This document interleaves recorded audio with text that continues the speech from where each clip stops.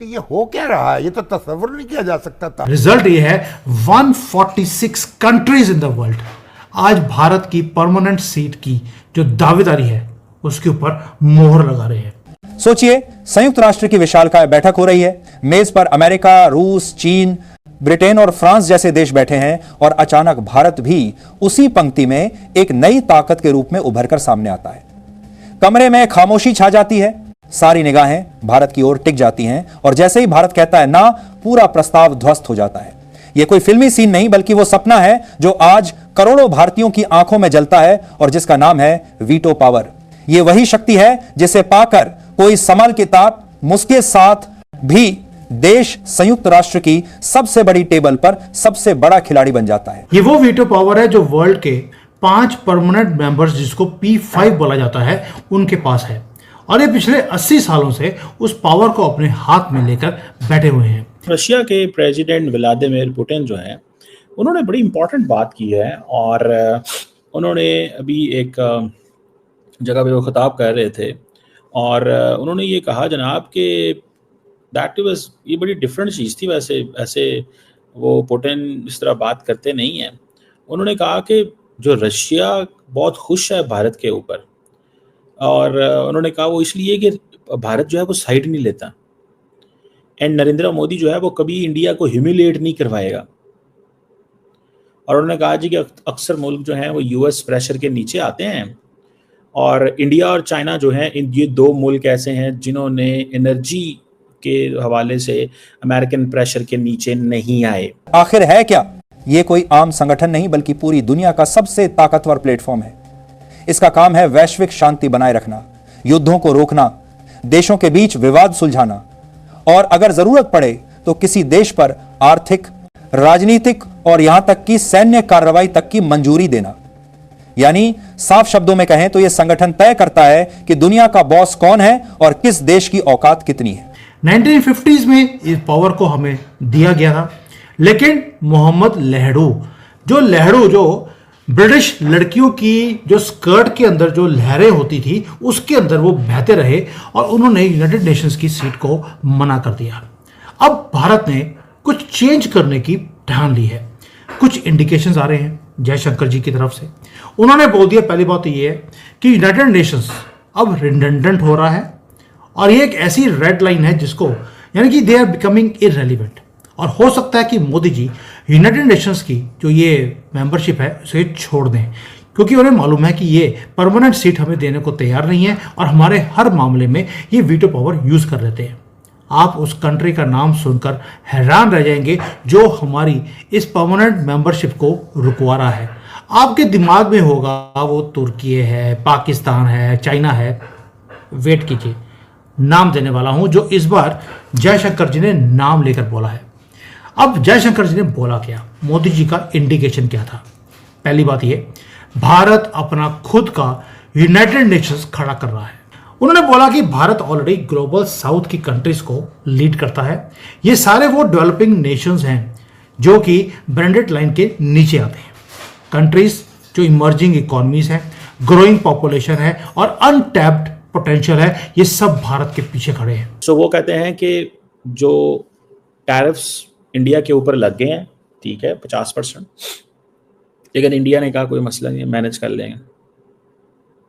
और पुतिन ये कह रहा है कि जनाब अगर टैरिफ लग गए हैं तो इसका मतलब है कि यूएस जो है that is not a reliable partner. अच्छा, ये बात तो इंडियंस करते हैं कि US is not a reliable partner. समझ रहे हैं दोस्तों, क्या आपने कभी सोचा है कि अगर दुनिया के सबसे बड़े और ताकतवर देशों की बैठकों में भारत भी उस ऊंचाई पर बैठा हो जहां से सिर्फ एक शब्द बोलकर पूरी दुनिया का खेल पलटा जा सकता है, तो कैसा नजारा होगा?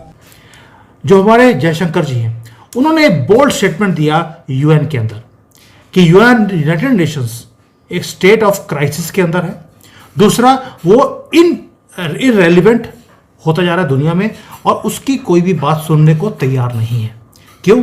क्योंकि यहां पर जो एलीट नेशंस है जिसको वेस्ट नेशंस बोला जाता है, सिर्फ इन्हीं की आवाज सुनी जाती है और ग्लोबल साउथ इसकी कोई बात सुनने को तैयार ही नहीं है। इन्हें इग्नोर किया जाता है, जिसके अंदर भारत है, अफ्रीका है, लैटिन अमेरिका है, एशिया की बाकी की कंट्रीज हैं।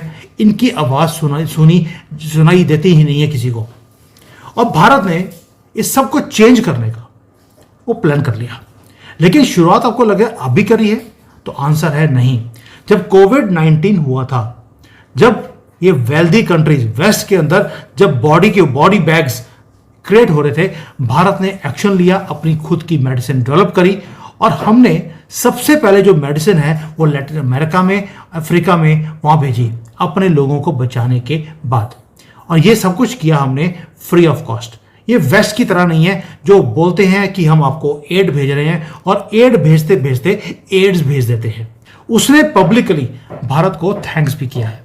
उन्होंने क्या बोला कि भारत एक रियल लीडर है, मोदी ट्रू स्टेट्समैन है, और वेस्ट जो है वो सिर्फ अपने बारे में सोचता है, वो किसी के बारे में सोचता नहीं है, और अगर हेल्प करेगा तो उसको अपने कंट्रोल में लेके आने की कोशिश करता है। और यही जो हमारी पावर है, ये दुनिया ने देखना शुरू कर दिया, यही हमारी डिप्लोमेटिक स्ट्रेंथ। रिजल्ट ये है 146 कंट्रीज इन द वर्ल्ड आज भारत की परमानेंट सीट की जो दावेदारी है उसके ऊपर मोहर लगा रहे हैं। सो पॉइंट यहाँ पे बहुत सीधा सा कि ये समझ रहे हैं, इंडियंस ये कह रहे हैं कि हमारे साथ रशिया खड़ा हुआ है, और रशिया ने भी बेसिकली हाथ दिया है इंडिया को और कहा है कि भाई तुम घबराओ मत, हम तुम्हारे साथ हैं, तुम इसमें बोल लो, टेंशन मत लो, तुम्हें कुछ नहीं होगा, तुम्हारे इंटरेस्ट को हम वॉच करेंगे। That is there. यूएनएसएससी में कुल 15 सदस्य होते हैं। इनमें से 5 हैं स्थायी सदस्य, यानी 5 अमेरिका, रूस, चीन, फ्रांस और ब्रिटेन। और इन 5 के पास है सबसे घातक हथियार, वीटो पावर। अब वीटो पावर होती क्या है? सीधी सी बात, अगर दुनिया का सबसे बड़ा फैसला भी हो रहा हो और इन 5 में से कोई एक भी ना कह दे तो पूरा प्रस्ताव ध्वस्त हो जाता है। मतलब सारी दुनिया चाहे हां कहे, लेकिन अगर एक ने ना कर दिया तो मामला खत्म। यही वीटो पावर भारत चाहता है। जो अफ्रीका के कंट्रीज है, लैटिन अमेरिका है, इंडोनेशिया, वियतनाम, इन सब ने बोल दिया वो भारत के साथ खड़े हैं। इवन यूरोप भी हमारे साथ खड़ा है। ऑपोजिशन आ रही है तो सिर्फ एक कंट्री के साथ। क्या आप वो गैस कर सकते हैं कौन सी कंट्री है? लिख देना नाम मेरे बोलने से पहले। कंट्री आपको लगेगा पाकिस्तान होगा, वो इररिलेवेंट है पूरी दुनिया में, उसको कोई सुनता नहीं है। तुर्की है, वो सिर्फ नॉइस क्रिएट कर सकता है, किसी की ना उसकी कोई सुनता है ना ही उसकी कोई वॉइस है, सिर्फ नॉइस है। चाइना हमारे साथ खड़ा है, सरप्राइजिंगली वो भारत को सपोर्ट कर रहा है। कौन है वो?